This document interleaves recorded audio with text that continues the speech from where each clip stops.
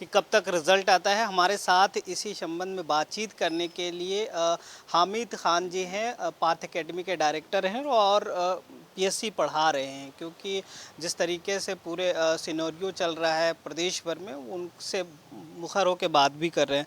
Sir, अब CBI का entry हो चुका है, अब क्या लगता है किस तरह ये जांच हो रहा है और छात्रों को कब तक न्याय मिलेगा? जी देखिए, मेरा मानना है जैसे वर्तमान सरकार ने प्रॉमिस किया था इस बारे में कि सीबीआई जांच होगी और जो कल्प्रिट्स हैं वो पकड़े जाएंगे। तो मुझे लगता है कि देर से ही सही, काफ़ी छात्रों में नाराज़गी भी है कि सरकार ने बोला और देर कर दिया, लेकिन फिर भी मुझे लगता है कि न्याय मिलेगा ज़रूर। क्योंकि देखिए, जांच में जो भी निकलता हो वो अपनी जगह है, लेकिन इससे ज़्यादा इम्पॉर्टेंट है न्याय होना, ये प्रतीत होना मायने रखता है छात्रों के लिए। क्योंकि देखिए, छत्तीसगढ़ की इमेज अच्छी थी, 2012 से लगातार बेहतर एग्ज़ाम हो रहे थे और अचानक आकर एक बड़ी बाधा के तौर पर देखा जा सकता है। तो मेरा मानना है, दूर दराज के बच्चे आते हैं, गांव से आ रहे हैं, कोई ट्राइबल एरिया से आ रहा है, और वो उन्हें जब पता चलता है कि अच्छा सब कुछ सेटिंग से हो रहा है या इन्हीं के बच्चे, हालांकि उसमें कई ऐसे बच्चे हैं जिन्होंने शायद अपनी मेहनत से भी निकाला होगा, डेफिनेटली हम, क्योंकि सभी बच्चों को ऐसा नहीं बोल सकते और शक की सुई उन तक नहीं घुमा सकते। तो मेरा मानना है कि बहुत जल्दी इस पर खुलासा होगा, सरकार करेगी या सीबीआई ऑलरेडी लगी हुई है। हाँ, अब हमें ये ध्यान रखने की ज़रूरत है कि अब ऐसा दोबारा ना हो, क्योंकि अभी देश भर में हम देख रहे हैं कि पेपर लीकेज या बच्चों की मानसिकता में आना कि अच्छा देश में कुछ भी ठीक नहीं चल रहा है। मुझे लगता है यूथ के साथ ये इनजस्टिस होगा यदि इस तरह की फीलिंग्स में वो आते हैं, क्योंकि हमारा देश, हम बात करते हैं एक तरफ डेमोग्राफिक डिविडेंड की, उसी युवा की शक्ति के बारे में हम बातचीत करते हैं, और वहीं पर यही युवा शक्ति अपने लिए परेशान हो रहा है कि मैं कैसे आगे बढ़ूंगा, जब मेरे एग्ज़ाम में ही इतने लूप होल्स हैं तो मेरा करियर कैसे बनेगा। और फिर हम इस देश को बहुत आगे ले जाने की सोचते हैं, हम विकसित भारत की बात करते हैं, तो बनेगा तो सही, लेकिन इन छोटी छोटी बाधाओं से हमें पार पाना होगा। और करप्शन को वाकई हमें टैकल करने की ज़रूरत है, चाहे वो पीएससी की बात हो, यूपीएससी में भी कुछ बातें निकल कर आ रही हैं, और ये बच्चों को बहुत डिस्करेज करता है। हम छात्रों को देखते हैं रोज़ काउंसलिंग में, बच्चे यही सवाल लेकर आते हैं कि सर पैसा चलेगा क्या। तो हमें बताना पड़ता है कि भाई सूटकेस लेकर आपको नहीं जाना है, ऐसा हर बार नहीं होता, एक बार हो गया दैट डजंट मीन। अब क्या हो रहा है कि जितने भी सिलेक्शंस हैं उन पे डाउट होता है कि बच्चों को कि सर क्या गारंटी है कि उन्होंने पैसे ना दिए हों। तो बात उनकी सही है। तो ये पूरी प्रक्रिया सड़ांध में नज़र आएगी बच्चों को, और ये ठीक नहीं है भारत जैसे देश के लिए, जहाँ पर यूथ अपेक्षा लगाए बैठा है, चाहे वो सरकारी सिस्टम से हो। हाँ, अब हमें जो सब्स्टिट्यूट के तौर पर देखना चाहिए वो ये है कि हमें स्किल डेवलपमेंट जैसे कार्यक्रमों पर फोकस करना चाहिए। अदरवाइज़ बच्चे के साथ चैलेंज क्या होगा कि वो गवर्नमेंट जॉब के लिए परेशान होगा, उसे लगेगा कि मेरा जीवन आईएएस बनने में है, उसे लगेगा मेरा जीवन सिर्फ डिप्टी कलेक्टर बनने में है, वो आगे पीछे नहीं सोच पाएगा। सर, कहीं न जी कहीं ये संवैधानिक पद थे, जी डिप्टी कलेक्टर बनना, जी आईएएस बनना, जी जी। लेकिन जिस तरीके से डिप्टी कलेक्टर की बात हम कर रहे हैं और पिछली बार घोटाला हुआ, जी इसमें कई ऐसे भी छात्र होंगे जो अपने मेहनत के बलबूते जी बढ़े हैं जी आगे। जी तो उन लोगों का करियर क्या होगा? उन लोग जो निकाल चुके हैं, जी उनका किस तरीके से इसमें हर्जाना भरना पड़ेगा? और जी क्योंकि इसमें कई लोग भी आ जाएँगे। है बिल्कुल। देखिए, मेरा मानना है जो 15-18 बच्चों का नाम दिया गया है जिनको अभी अपॉइंटमेंट नहीं दिया गया है, अब उनके लिए चैलेंज है कि वो अधर में है, या तो न्याय जल्दी हो जाए ताकि वो इस तरफ या इस तरफ कहीं एक तरफ तो हों, और वाकई उन्होंने किया है तो उनको तो सिस्टम सज़ा देगा, जिसने भी किया हो सिस्टम उनको सज़ा देगा। और नहीं किए हैं तो देन व्हाट, फिर तो राहत मिलनी चाहिए, क्योंकि बच्चे वाकई कई साल लगा के पीएससी और यूपीएससी की तैयारी करते हैं, और अचानक से उनको पता चलता है कि जिसमें वो शामिल हैं या नहीं इस बारे में किसी को पता नहीं है। हाँ, हम भी छात्रों को पढ़ाते हैं, हमारे यहाँ सैकड़ों बच्चे पढ़ते हैं, और उस एग्ज़ाम में भी आप देखेंगे बहुत सारे बच्चे हैं जो पास से पास हुए हैं, लेकिन हम एज अ टीचर हम आशीर्वाद दे सकते हैं, हम पढ़ा सकते हैं, हम इस मामले पर डाउट नहीं क्रिएट कर सकते कि इस बच्चे ने पैसा दिया है या इस बच्चे ने एग्ज़ाम में पेपर चुराया है। हम इस बारे में कुछ नहीं बोल सकते, बिकॉज हमने तो सबको एक निगाह से देखा। और कोई बच्चा हमारे पास जब आ रहा है तो पढ़ने आ रहा है और हम पढ़ा भी रहे हैं, हम भरपूर मेहनत भी कर रहे हैं, लेकिन मुद्दा यह है कि हम भी नहीं चाहते कि ऐसी घटनाएं दोबारा हों। हाँ, उन बच्चों को राहत मिलनी चाहिए और हालांकि ज्वाइनिंग दे दी है सरकार ने, बहुत सारे बच्चों को ज्वाइनिंग दे दी है, कुछ लोगों को रोक रखा है जिनके ऊपर ये आरोप लगे हैं कि कहीं ना कहीं धांधली में शामिल हैं, इस तरह की बातें हैं। लेकिन मेरा मानना है कि उन बच्चों में वाकई जो नहीं किए होंगे, अभी हमें नहीं पता कौन किया नहीं किया, इसको देखना पड़ेगा, क्योंकि हमारे लिए सारे स्टूडेंट्स एक जैसे हैं। मान लो मेरे यहाँ के कोई स्टूडेंट उस एग्ज़ाम में शामिल हैं, तो मेरी जिम्मेदारी है कि एक मोरल सपोर्ट देना उन छात्रों को एज अ स्टूडेंट, और क्लासरूम में ये सिखाना कि आपको नैतिकता को ही लेकर आगे बढ़ना है। मैं एथिक्स पढ़ाता हूँ यूपीएससी में, तो मेरी जिम्मेदारी है उनको यही सिखाना कि आपको करप्शन में डे वन से दूर रहना है। तो हाँ, अब यहाँ अगला पक्ष ये देखने का है कि वो बच्चे इस तनाव से दूर कैसे रहें।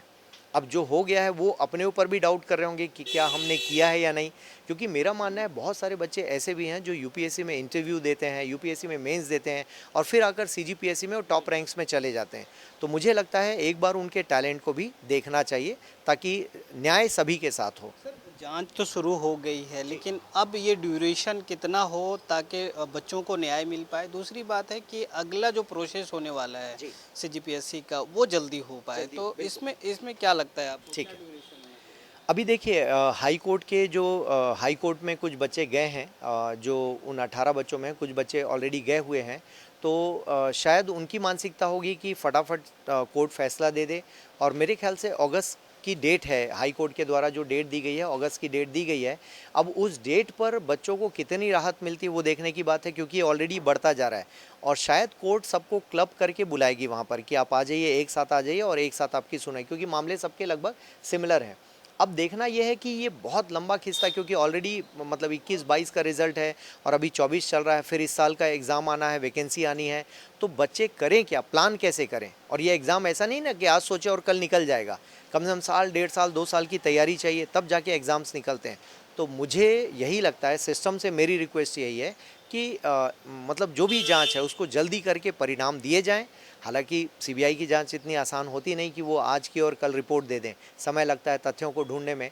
तो अब जो स्टेज है वो ये है कि अगला मामला कि ये पुटअप करेंगे कि जो भी सबूत इनको मिले हैं नहीं मिले हैं, उसके आधार पर विश्लेषण होगा और देन अगेन मामला आगे बढ़ेगा। फिर कुछ और सबूत इनको इकट्ठे करने होंगे, जैसा अखबारों के माध्यम से पता चला कि कुछ मिला है, ऐसा कहना है। और यदि ऐसा है तो फिर जांच जल्दी पूरी होगी और होनी भी चाहिए, मेरा मानना है। क्योंकि एग्ज़ाम देखिए, छत्तीसगढ़ का ट्रेंड रहा है 26 नवंबर को वैकेंसीज लेकर आते हैं हर साल। तो 26 नवंबर में ज़्यादा वक्त भी नहीं है, ऑलरेडी जुलाई क्रॉस होने को है, सितंबर, अक्टूबर और 26 नवंबर आ ही जाना है, पता नहीं चलेगा।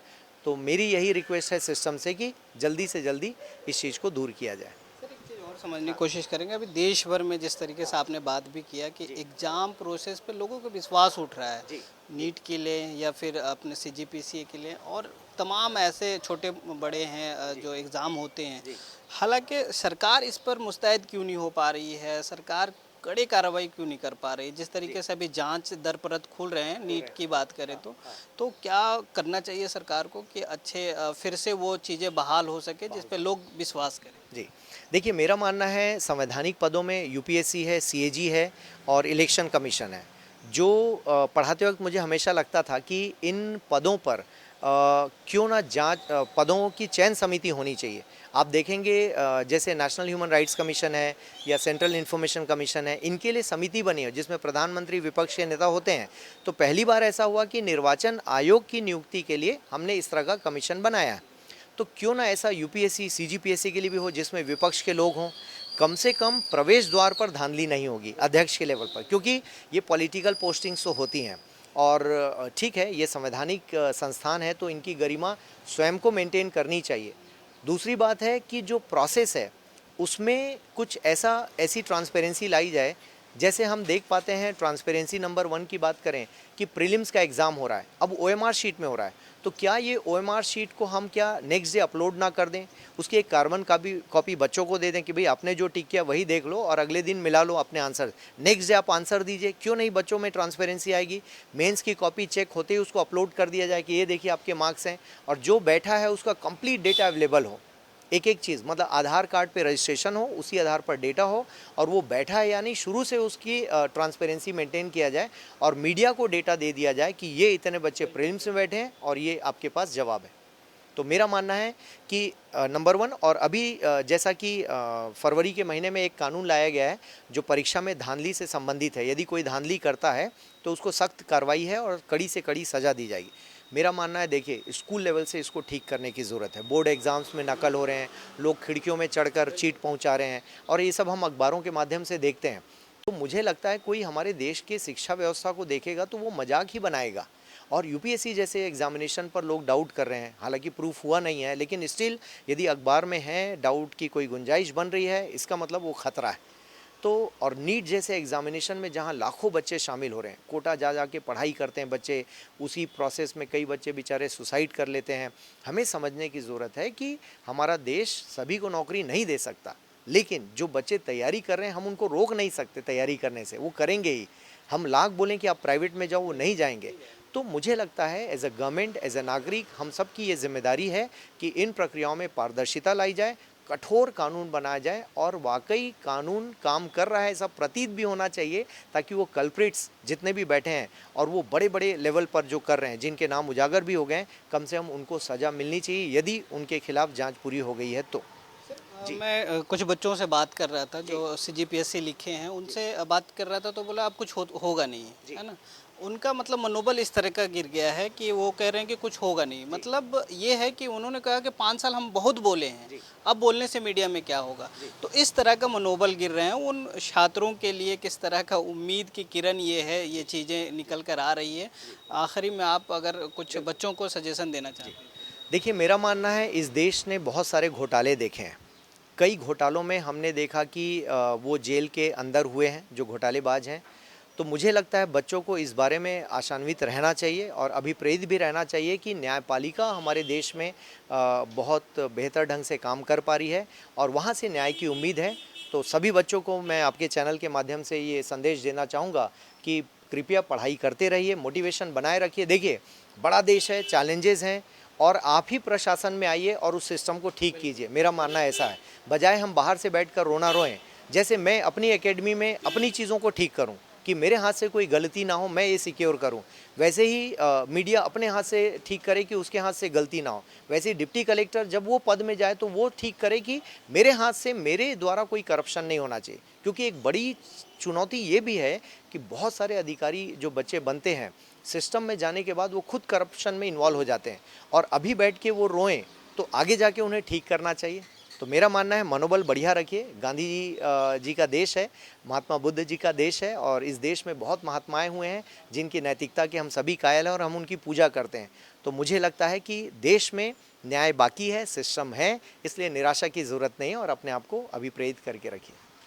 तो बिल्कुल अपने आप को अभिप्रेरित करके रखिए। और जिस तरीके से अब सीबीआई की एंट्री हो गई है, आगे जांच भी होगी और कई चीज़ें दस्तावेज मिली भी है सीबीआई को, तो आगे ये देखना होगा कि किस तरीके से इस पे दरपरत चीज़ें खुलकर आती है और जो गुनहगार हैं उनको सज़ा मिल